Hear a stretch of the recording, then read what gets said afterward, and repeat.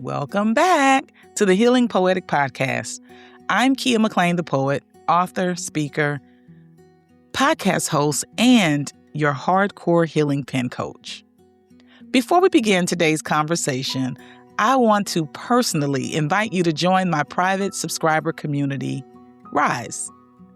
Rise is where we go beyond the public conversation. It's a community for people committed to healing, self-awareness, emotional intelligence, and living authentically. Inside, I share exclusive podcast episodes, guided journaling exercises, reflections, and conversations that allow us to continue this work on a deeper level. If you've been enjoying the Box in the Sky series, I'd love for you to join us. Healing isn't something we accomplish in one conversation. It's something we practice together. Now, before we jump in, imagine we're sitting together over coffee. Or maybe you've stepped outside like I often do, with your journal, an iced coffee, or maybe even a cigar, giving yourself permission to slow down and simply be present. And of course, just because I have a cigar doesn't mean you have to have one. But you're listening today, and I appreciate you. So welcome if this is your first time, and welcome back if you've continued to show up for yourself and support me. Thank you for choosing to spend this time with me. Let's have an honest conversation. Today's episode is called Your Body Knew Before Your Mind Admitted It. Learning to trust the wisdom within. Have you ever felt it? Have you ever walked into a room and immediately felt something? No one had said anything. No one had done anything. But something inside of you whispered, "This doesn't feel right." Or maybe you've met someone on paper. Everything looked wonderful. They said the right things, smiled at the right moments. Everyone else loved them. But your body wouldn't relax. Your shoulders stayed tight. Your stomach felt uneasy. Your breathing became shallow. You couldn't explain it. So you ignored it. And later, you realized your body noticed what your mind wasn't yet willing to admit. I think almost all of us have experienced that.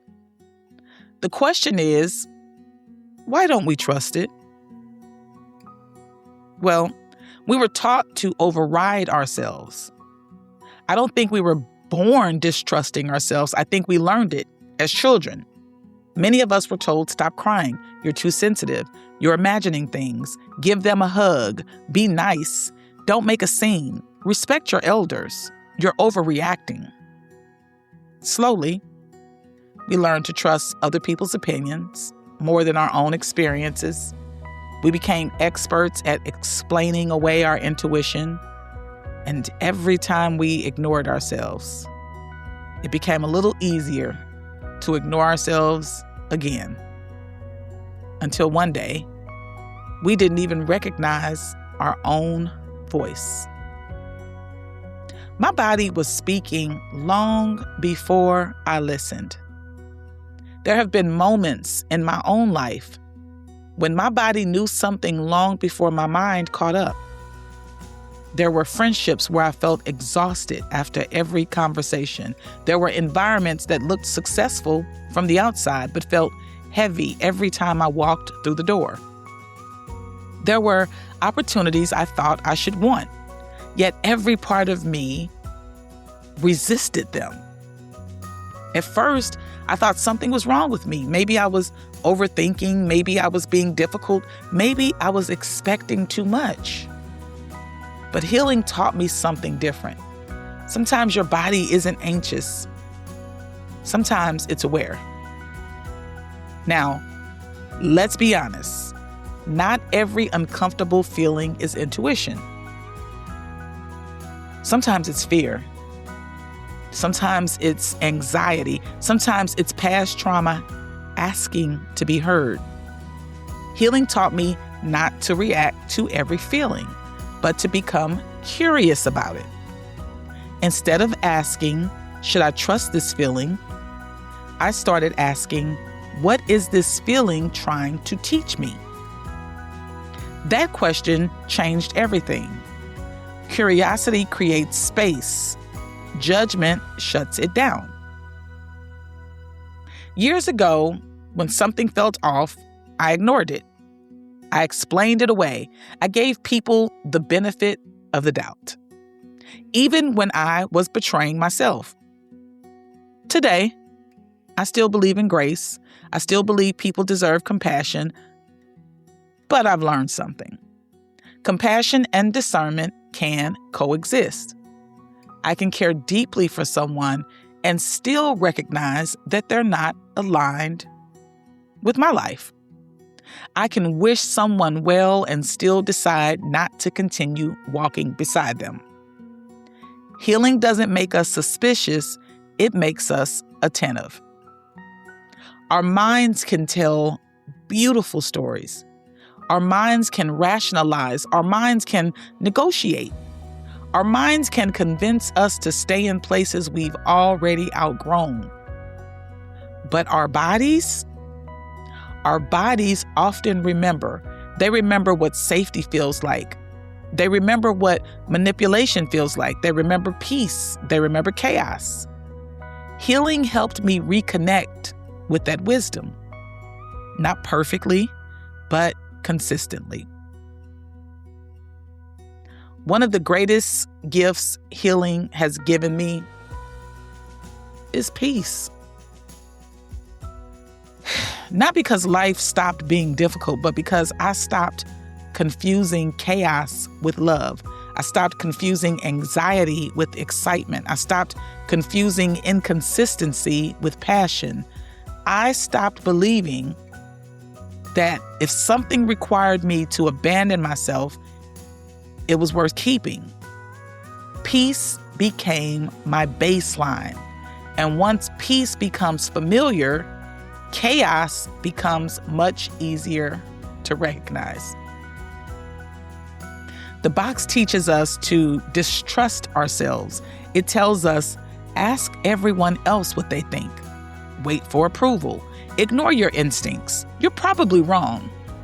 The sky says something completely different.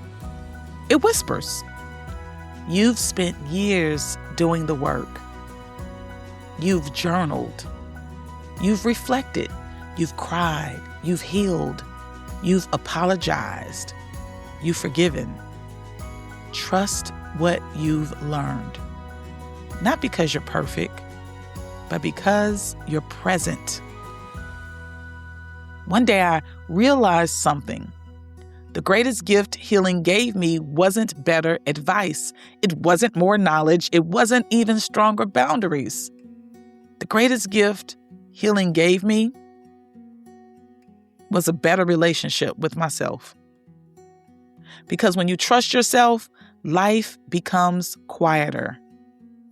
You don't need as much validation. You don't chase certainty. You don't over-explain.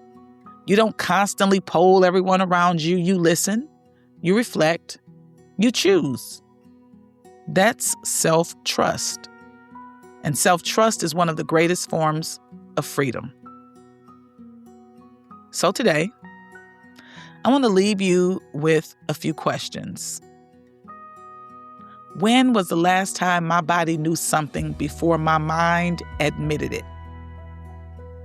And after that question, I have more questions to ask of you, but I'm going to share a very brief story with you guys. A few years ago, I joined a group, and I've joined groups in the last 5 years like I never thought I would. I have joined a multitude of groups in the last 5 to 6 years, which actually has never really been my thing. But I was open to the possibility of partnering with others and collaborating with others.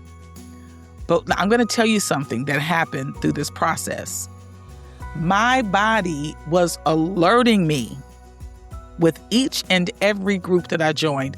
My body was alerting me that those are not groups or organizations I needed to join. Not because anything was wrong with them, because clearly I believed in the organizations and the groups, and that's why I joined.